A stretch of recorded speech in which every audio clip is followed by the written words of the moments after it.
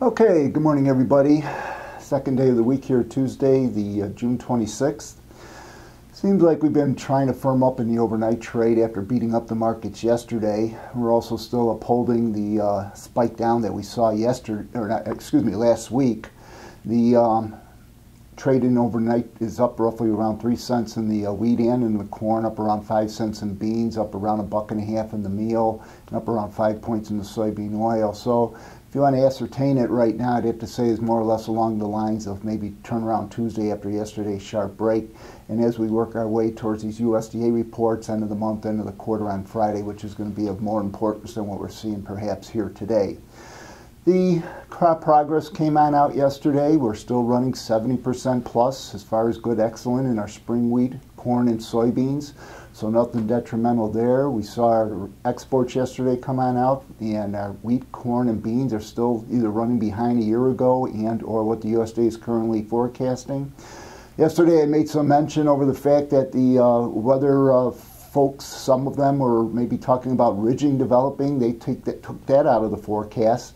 So we got rains moving through. So you look up and down the whole list right now as far as the weather, crop conditions, and or the exports. We're still not running anything that seems to be too bullish at this point in time. Add into that also, if you go look at our open interest in general, it's been coming on down, and that's a reflection we believe of as far as we're working our way into this end of the month, end of the quarter.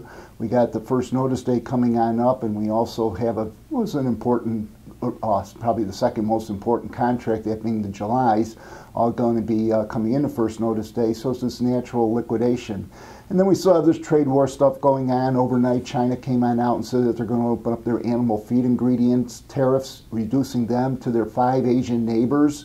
So once again, they're out there just kind of still sticking a dagger into the U.S. as far as trying to keep the trade war talk going on. I will say this, however, the player sheet did show that the trade was net adding to their net short positions as far as an estimate goes in their corn and beans. They're pretty much now back to net even in the soft red winter wheat. They lessened their still sizable net long position in the soybean meal, and they also still have a sizable net short position in the soybean oil. If you really want to talk about trade wars, no one really wants to talk about,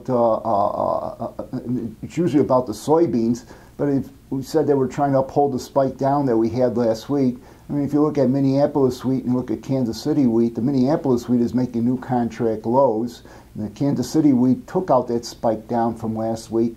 So no one really is talking about trade wars against the wheat. But so once again, it gets back into, if we didn't have the trade wars, it's still a time period where we look at crop conditions and weather. But nonetheless, as I mentioned yesterday, and maybe I'll keep this theme throughout the whole week until we go and find out what happens on the USDA reports on Friday, that once again, during this time period, weather, crop conditions dictates price direction, and once again, we should remain on the defensive. Just wish we were further into July and or have a bigger net short position to go and say that maybe the market's done going down. Anyway, these are my opinions, not that of ADM or ADMIS. Thank you.